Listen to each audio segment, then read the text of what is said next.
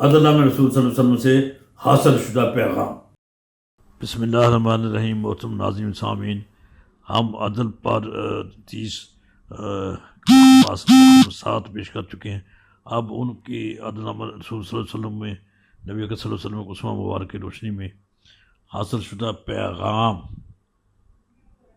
اور آپ کا جو پیچھے ہم نے اس سے پہلے ہم نے حدیث پیش کی ہے، اس فرمان کی تشریح کی سب کرتے ہیں، اس کو سامنے رکھ کر پیغام سے حاصل شدہ کیا چیز حاصل ہوئی ہے، ہر بندے کو، معاشرے کے ہر فرد کو کیا کرنا چاہیے، وہ پیغام سید الانبیاء خیر الانام، معاشرے کے ہر فرد کے نام۔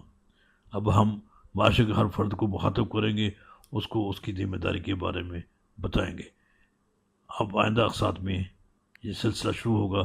والسلام علیکم ورحمۃ اللہ وبرکاتہ۔ پیغام نمبر 1، عدل کی اپنی شان ہے، عدل کی اپنی آن ہے، عدل نبی آخر الزمان کی ذات ہی کا ترجمان ہے۔